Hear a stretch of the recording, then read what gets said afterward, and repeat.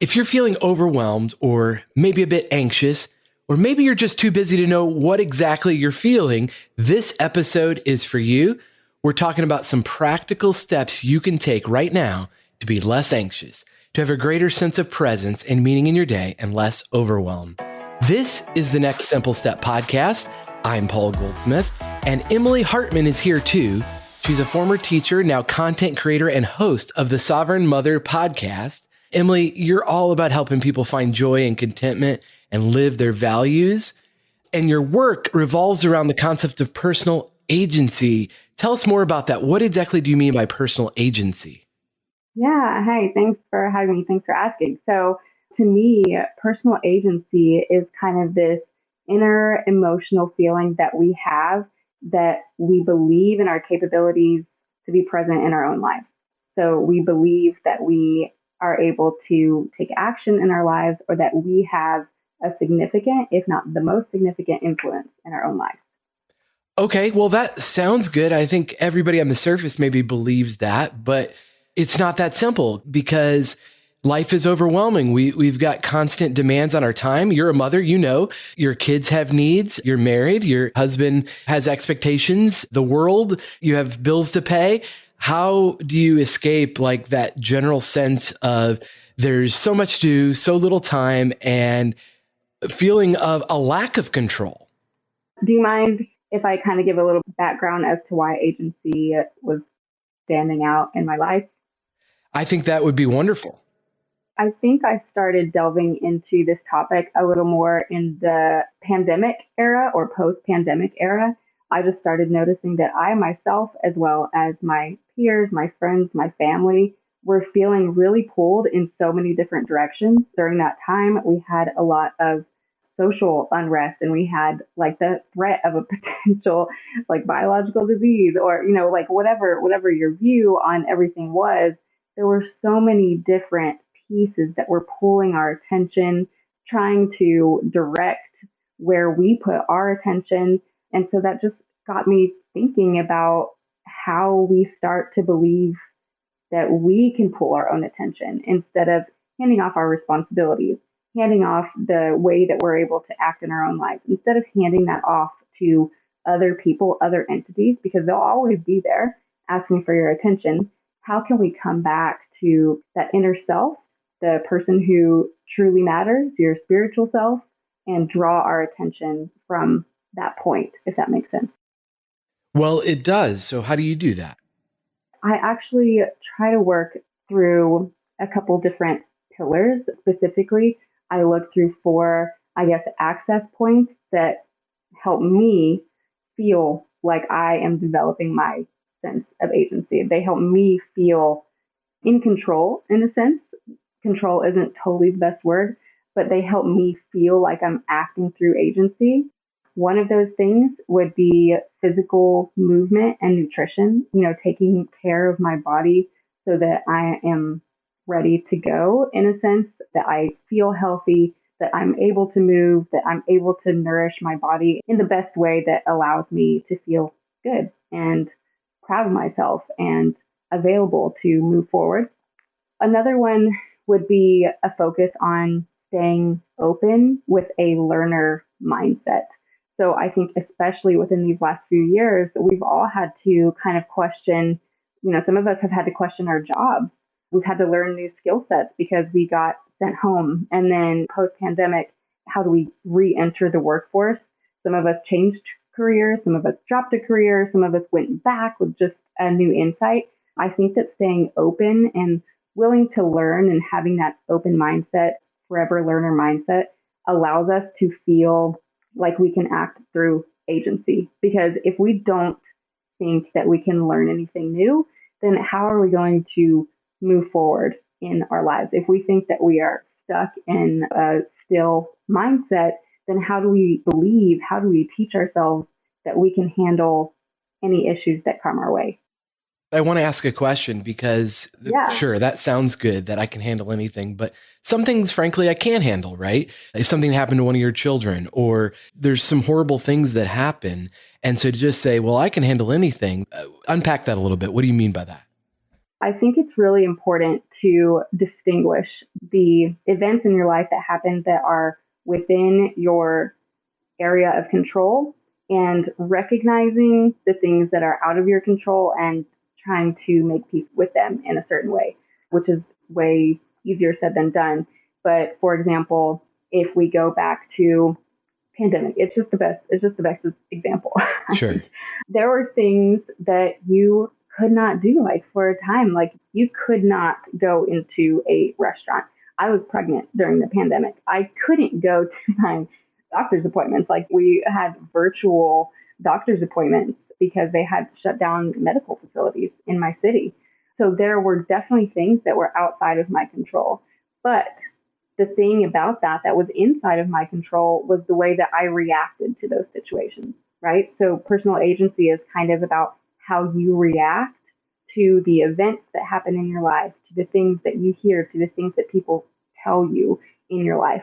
So if I were to react to that with this extreme level of anxiety and negativity, then that part is on me. The fact that my husband couldn't go to like my one sonogram that I was able to have during pregnancy, there's nothing I could do about that. But I could control the way that I reacted and the way that that situation impacted my own mindset. Absolutely. I've noticed kids are pretty resilient as a parent myself. And I've noticed when we're in stressful situations, maybe the airport or a busy restaurant or a busy store, the kids are feeding off the parents' energy. So if the parents are super anxious and disturbed, that elevates the kids' sense of anxiety as well. And so I think this is not only something that we do for ourselves, but it's a model for those around us. Yeah, absolutely. I'm curious if you're familiar with acceptance and commitment therapy, because I find this fascinating. I was just reading a book by the founder of that method of therapy, and his name is Dr. Stephen Hayes. Are you familiar with this? I'm not. No, I haven't. Enlighten me. No, everything you're talking about is in alignment. It's about psychological flexibility. And because what Dr. Hayes points out is that we are taught to be problem solvers in life. It serves us well at an early age to solve problems, but then we start viewing our whole life as problems to be solved. And then, so what we gain in environmental control, we lack for peace of mind because our mind is always gravitating toward the next problem, the things we have to solve. And so what he points out in acceptance and commitment therapy is you kind of have to accept the situation and live your values. And first of all, you have to determine what your values are, make a commitment to those. And I'm as guilty as anybody of this. I love a good goal because it's motivating and I love accomplishing goals. But he said the challenge with that, goals are always in the future until they're achieved, and then they're quickly in the past. But values are always in the now. You live your values moment by moment.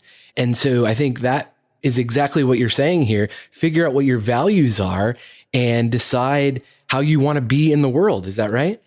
Yeah, absolutely. I do think that values play an extremely significant role in the way that you interpret your life, the way that you make decisions. I think completely should come back to your values.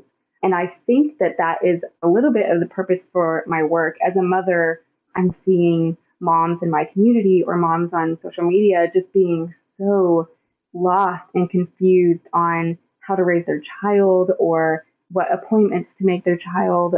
Is going to school or homeschooling the right thing for them? And I think that confusion is coming from all the different voices that we've talked about. But if you are able to identify what your values are, you know, those core driving features of your life, then you can decide a little bit easier based on what you believe if school is right or not for your kid, if this type of therapy is right or not for your kid, if this kind of doctor's appointment is right or not for your kid. You know what I mean? When you have kind of that filter of values to look through, then I feel that your decisions are a lot more empowered from your like true inner belief. Absolutely. And I think that too often it's like we want somebody else to make the decision for us. And ultimately, it's like those books that I read as a kid. Maybe you did too, the Choose Your Own Adventure books. And Oh yeah, I've heard of the them. twists and turns, like you ultimately get to decide.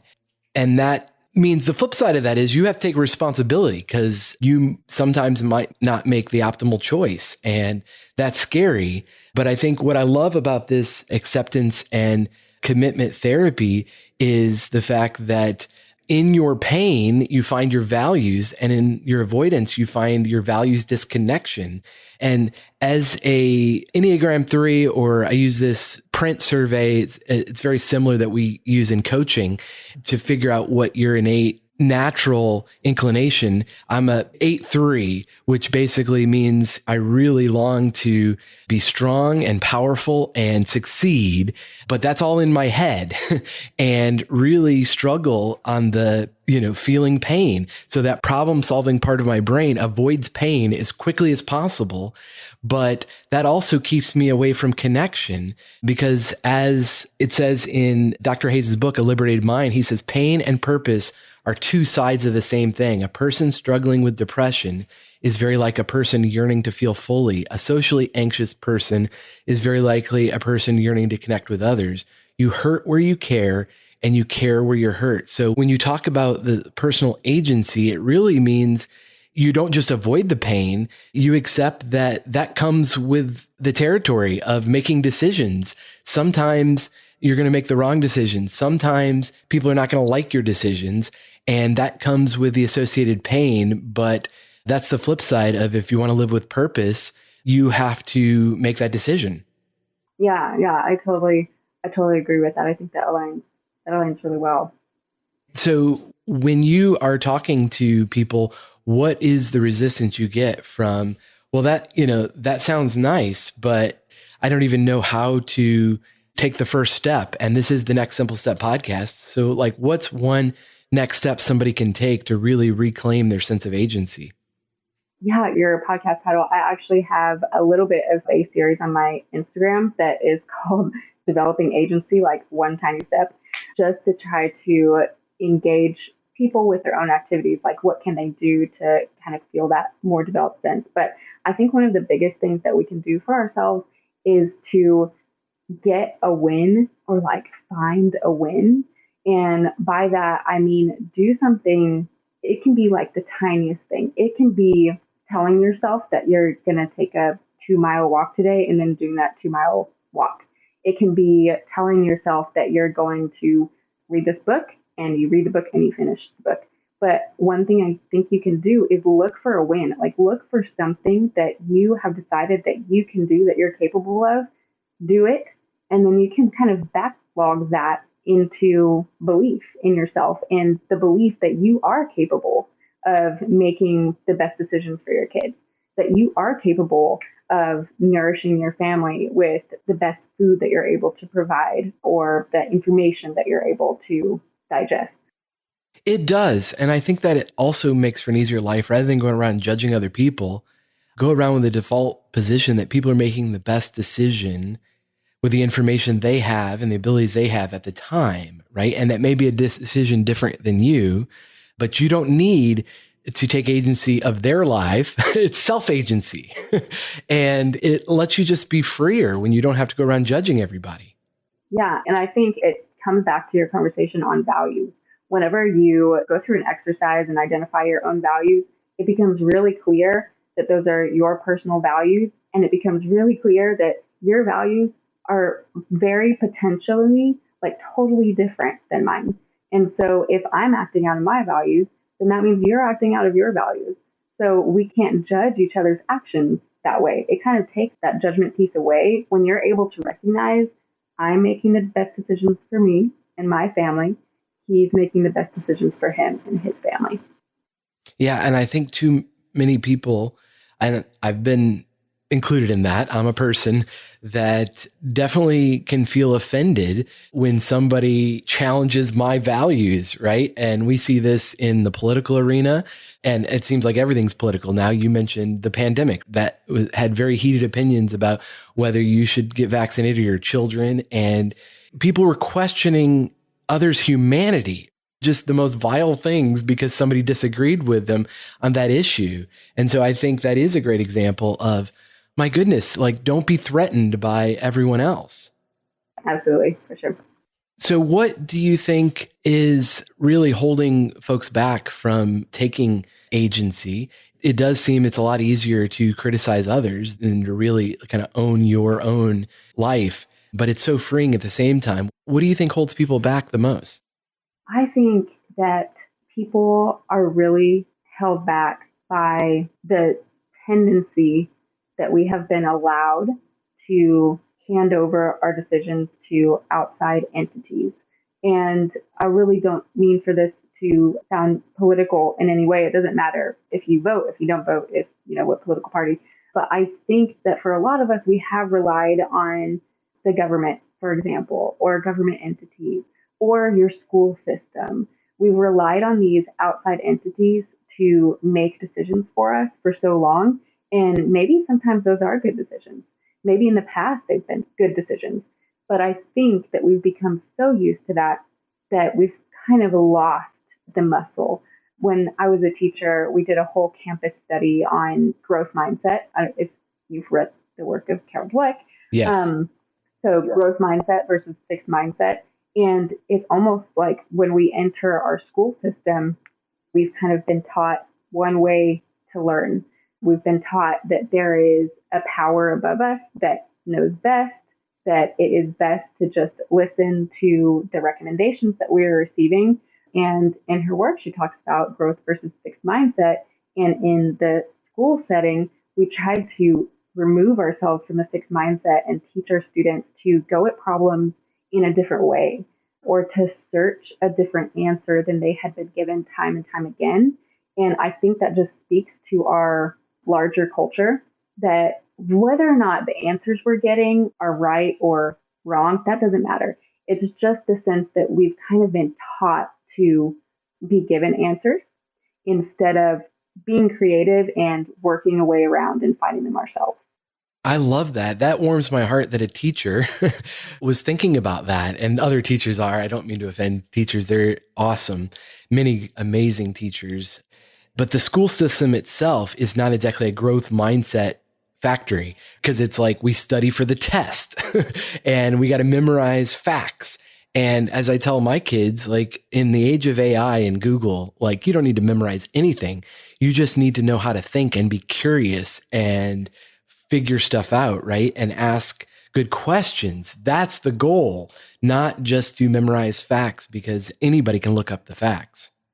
Right. And as a teacher, I was definitely stuck in that dichotomy a little bit. I had the privilege to teach AP classes. It stands for Advanced Placement. You take an exam at the end of the year, though, in order to determine whether you have potential college credit, depending on the university of choice. So it was wonderful in that I had a little bit of freedom to teach an advanced curriculum. At the same time, my goal was to get my students to pass the test at the end of the year so that they could have something to show for all that hard work that they put in through the year. So yeah, it's definitely a challenge when you want to think creatively, you want to teach how to think outside the box, and at the same time, prepare your kids to succeed in that task that has been set before them. Yes. And I heard you mention it a couple of times. You mentioned when you're feeling overwhelmed or stuck, get moving. And that's great advice. I think one thing that we kind of take for granted, we were never meant to lead these sedentary lifestyles. So that's another thing about school. Like, I don't know why they do away with PE. Like the younger kids still go out for recess, but once you hit middle school, you're kind of stuck at a desk all day, which is kind of terrible for learning and creativity. Like we need to break that up, but adults too, get up and move. And you mentioned getting a quick win just to build your agency. I can't think of anything better than getting up and moving at whatever capability you're at, whether that's going for a walk, a run, weightlifting. That's been really transformational in my life. So I can't recommend it highly enough. What do you think about that as far as the mind-body connection? Because we really can really get stuck in our heads, but you physically get moving. It helps shake things up. It helps you think differently. Right. Like even if you can just go to a different room or just sit on your back porch instead of inside or sit on the balcony or whatever it is, moving your physical location changes your environment. So that obviously has an opportunity to change the process that your brain is going through. When you move, your blood, your physical blood starts to move differently at a different pace through your body. I think that just getting outside is one of the best things you can do. Obviously, if you can go for a walk, if you can stick your bare feet in the ground, if you can just sit in the sun. We are so blocked from the sun, which is our life giver, right? The sun gives life to our planet. And when you're blocked from that all day, you're blocking out any potential that you have to reap those benefits from our life giver, right? Even if Yes. it's cloudy, even if it's cold outside, the sun's rays, the sun's nutrients are still able to get to you. So if you can go outside and sit, if you can go outside and walk or do a workout or, whatever it is, just take a breath outside. I think that that has some profound impacts on your mental health. Well, and that's scientifically proven. I'm a big fan of Dr. Andrew Huberman and his podcast, The Huberman Lab. And he's very well known for telling people to get outside first thing in the morning and get early sunlight into your pupils. It just helps set your circadian rhythm, and it's so good for you. But on his most recent podcast, he was talking with another doctor, and they mentioned the importance for kids that it changes everything. Kids that don't get enough sun exposure are much more likely to be nearsighted, literally nearsighted. And so you're absolutely right. The benefits are just profound. And I never knew this until, the last couple of years. Information is power if you use it. And really it's available there. And so definitely getting outside helps. And they say if you're feeling stuck mentally, creatively, just going out and looking at the horizon, it literally opens up your mindset. Because it's amazing. It's natural. I don't understand it. It just works. Yeah, it almost like just gives your brain like a challenge and a rest at the same time. It's like when you can look at the ocean and stare at it, or a mountain, or the horizon, as you said. It's rejuvenating. What's another thing? Because you mentioned movement that you do to really help folks express their own agency, to have more agency. So I know you had more. Yeah, so I think, that it's tied in a bit to what we've been talking about, but this idea of intentional association being what you spend your time with or who you spend your time with. We've all heard the phrase over and over again that you're an amalgamation of the 5 people that you spend most of your time with, right? If Right. you're surrounded by negative people, it's going to be really hard. It's going to require a lot of extra work for you to have a positive mindset. But I think this kind of association, it goes the same way. It's about the people you're spending time with, but also the media that you're using and just your physical proximity to elements that you're spending time with. So if you're constantly checking your email, or you're watching the news, or if your social media feed is like a riot, like if there's constant debate going on in your social media feed and you're constantly seeing that, then what you're associating with is going to have an impact on you. So the goal is to be intentional about your association. I still have social media. I still hang out with my family, which I am blessed to have an incredible family. We don't always see eye to eye. I still hang out with them, even if we're not totally cohesive in that moment, but I'm intentional about it. So I make sure to prep myself for all right, we're going into this situation. I might not agree totally with what this person is saying, or we might not be totally vibing together all the time. But if I'm intentional about that time we're spending together, I can kind of prep myself to maintain my own mindset. Or if I'm going to get on Instagram, I need to be intentional about, all right, I'm making a post for educational purposes. Maybe I'll look at some other people's accounts that I know that inspire me and that spark joy in me. But I have to shut it off real quick, right? Like I have to realize after 5 minutes or, however long you're spending on social media, you need to get off so that you don't get negatively impacted by that time that you're spending. Oh, it's designed to suck you in. And so I've learned the feature on Instagram, which I love, has a timer. And so after so many minutes you set it for scrolling, it'll ask you to take a break. Now they make it really easy for you to click off of that and go back in, but at least I'm being intentional about, okay, after 15 minutes, please tell me to get off this thing, because otherwise my brain will just fall down the wormhole and just keep scrolling because they know exactly what'll suck me in based on the algorithm.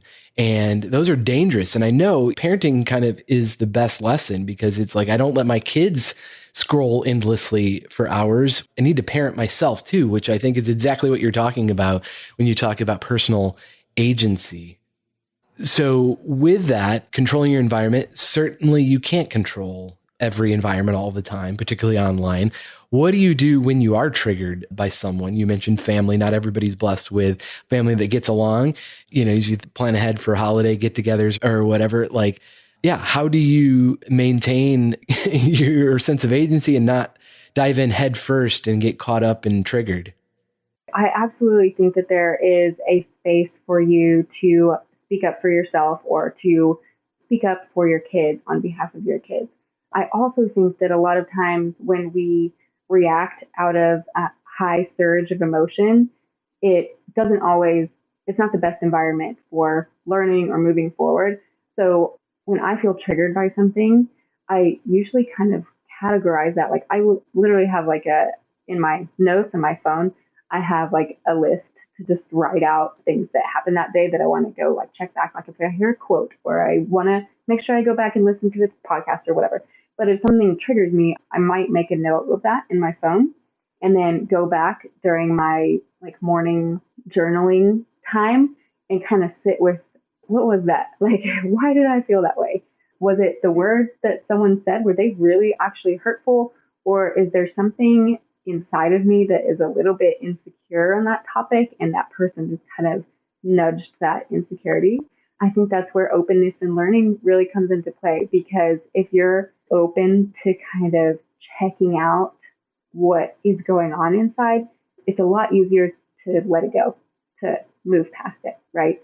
So if we're triggered, I think it's very important to give it the space that it needs, feel your emotions and kind of work through them, pay attention to them so that you can move past them. I love that. And that's why with my coaching clients, I use the print survey, because it helps you determine your unconscious motivators. And there's kind of a light and dark to everyone, right? Everybody has the capacity for goodness and everybody has the capacity for evil. Agency comes in, you get to choose. But sometimes when we're triggered, we're much more likely to choose the good. And so if you identify, as you're saying, you want to explore what your deepest values are, the kind of person you want to be, and you plan ahead so that you're much more likely to respond in a way that aligns with your values. And knowing what your triggers are, sometimes you just need to avoid certain people or situations, or set a timer, or just come prepared to walk away, whatever the case may be. But if you're continually frustrated, that is something worth exploring. You mentioned journaling. I never thought of myself as a journaler, but I love the concept of morning pages I got from Julia Cameron's Artist Way. And so every morning it's just writing down, processing all the thoughts that kind of go through my mind about what happened the day before and what are my hopes and my fears and just what am I feeling, kind of get all that out of my head, out of my body onto a piece of paper. And it makes it less scary. It just makes it more like, okay, this is doable. Like I can get through today, and it's okay to feel scared. It's okay to feel angry. It's just, what are you going to do with that anger? There's certainly plenty that happens that the proper response is to get angry. It's just, what are you going to do with that emotion? And maybe that causes you to do work for good. Emily, I could talk to you for hours. This is fantastic. And so I would encourage those that are interested in this line of work in personal agency to follow Emily on her Instagram. It's Emily L. Hartman, or check out your podcast, Sovereign Mother, on Substack and Apple Podcasts. Emily, thanks so much for being on the Next Simple Step podcast today. Hey, thank you so much for having me. I've really enjoyed it.